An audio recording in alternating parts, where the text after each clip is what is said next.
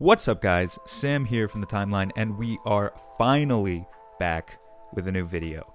Off the bat, I do want to apologize to the longtime subscribers for the lack of activity the past few months, but I will be making an effort to kick into high gear again as the Suns are once again firmly in championship contention.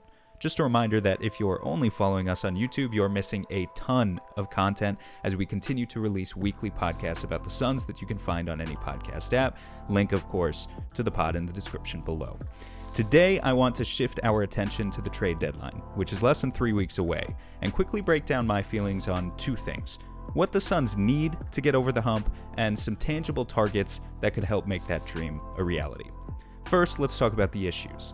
The Suns are 36-9 as I write this. They are first in the NBA net rating, hold on to a 66 win pace despite dealing with their own slate of pesky injuries. Clearly, they are in the driver's seat of the Western Conference and do not need to panic. But that does not mean that there aren't areas that could be bolstered. The first thing that comes to mind is wing depth. Whereas this team's center rotation is deeper than ever, they are facing a serious dearth of wings. If you think about it, really only Jay Crowder, Mikal Bridges, and Cam Johnson are reliable at the 3 or 4 positions, and none of them are especially comfortable sliding up to play the 5 for small ball. Having a small ball option at center may seem trivial until you're playing Golden State or Utah in the conference finals, at which point it could make or break the series. So that is definitely a major priority. The other priority is to take an honest look at this team's offense and ask, can you get just a little bit more quality scoring? If Chris Paul or Devin Booker went down for a game of the playoffs, which happened last year, do you trust Cameron Payne and Landry Shamet to step up this time, or is there someone else that could help make you feel a little more secure? With those issues in mind, here are some names I have circled. Be sure to let me know, of course, your thoughts in the comments as well. First off, I had to include him because of the emotional attachment Suns fans have, Tory Craig. Now, I'll be honest, I think a return of Craig to Phoenix is more or less guaranteed to not happen. If James Jones saw such great value in Craig, he simply could have tried harder in the summer to retain him.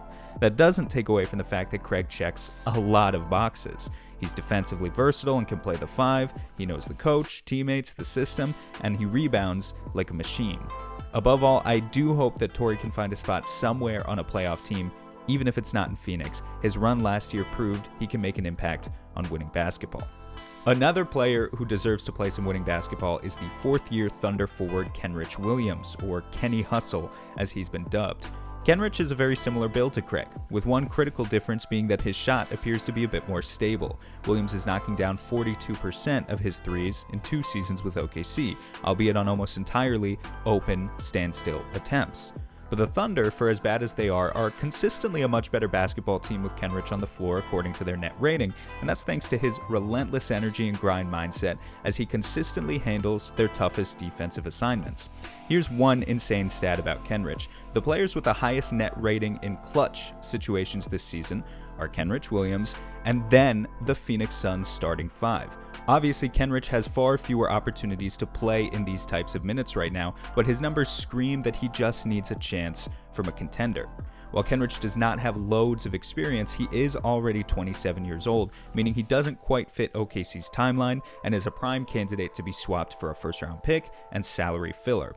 I think this could be a no-brainer acquisition for Phoenix, and if you'd like a much more detailed scouting report, I highly recommend our friend David Nash's newsletter on the subject. Of course, I'll drop a link to that newsletter in the description. And just as a quick aside, David's newsletter is fantastic for everything about the Suns, and I'm told he will have a new piece dropping roughly at the same time as this video. His piece delves much more heavily into the logistics of these trade ideas, so again, go check that out, especially if you would like to have any questions answered about salary cap specifics. Now let's change things up by talking about a scorer, and one who somehow has past ties to Chris Paul, Monty Williams, and the Phoenix Suns organization all at once. Eric Gordon is having a resurgent season for the tanking Houston Rockets. Gordon's 45% shooting from deep this season is not only a career high, it's also second in the entire NBA. That includes 43% on pull-up threes, which is an exceptional rate, by the way, that you'll rarely find in a bench scorer. But on top of that, Gordon remains a surprisingly effective slasher with a crafty, versatile layup package. He's shooting 59% on all drives to the basket this season, which is far better than either Chris Paul or Devin Booker, and believe it or not, only 1% behind Giannis Antetokounmpo himself. Defense is the area where it could be argued that Gordon is a downgrade over some of Phoenix's current pieces, but his potential to explode for 20 plus on any given night using efficient Morey ball principles is going to leave a lot of contenders salivating. Keep in mind that Gordon is making $18 million this season, so matching salaries becomes a more challenging task. But no doubt, the Rockets are after first-round picks, and the Suns are one of the only contenders in position to surrender them. Next up is the only guy on this list who quite possibly addresses both major needs in one fell swoop. With the Sacramento Kings sitting in the 12th seed, this could be the time to sell high on a veteran scorer like Harrison Barnes. Barnes is averaging just a shade under 17 points per game with a well-rounded skill set. He shoots 42% on threes overall, but is especially shredding defenses with a 55% rate from the corners. That's 1.65 points per possession, basically an uncontested layup. Barnes also has one of the best free throw attempt rates in the league, shooting over 5 free throws per game, despite a modest average of 11 field goal attempts. Clearly, Barnes is a substantial offensive upgrade over Jay Crowder, and I would argue he remains an upgrade over Cam Johnson as well. When you toss in the fact that he has toyed with playing spot minutes at center throughout his career, the idea really starts to make a lot of sense. But again, with a salary of $20 million, you're not just talking about sending back Dario Saric and Jalen Smith here. If Crowder or Johnson have to be included in the deal, perhaps it's too taxing on team chemistry to truly pursue, and we'll find out the answer to that soon. Finally, we end our video today by considering Clippers vet Nic Batum.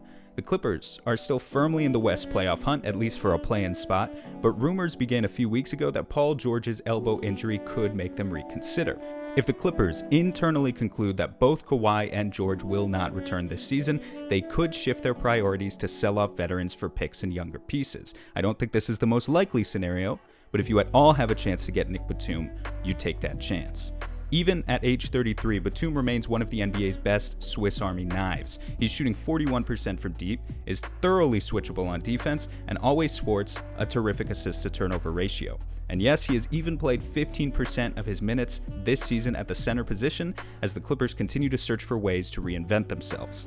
Now, the Suns don't have as many minutes for Batum as the Clippers do. They'd need him to be okay with scaling down to a 15 to 20 minute bench role, the type of role that Craig had last season.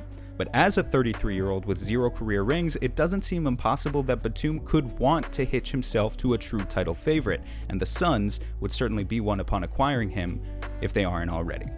That's going to be all for me today, guys. Again, please leave your comments and let me know what you would offer for some of these names, as well as which additional targets come to mind. A super special thank you to all of our patrons. If you would like to sign up for the Patreon, I will drop a link in the description. One of the benefits of being a patron is access to our live watch parties through a new website we're using called Playback, where you get to view an alternate broadcast of the Suns game featuring live analysis from Mike and myself, with all of us hanging out together in a single chat. We're doing about one of those a week right now, and so far the broadcasts have been super fun, so if you'd like access to something like that, plus bonus podcast material, just sign up at patreon.com/thetimeline. Thanks for watching, everyone. See you again soon.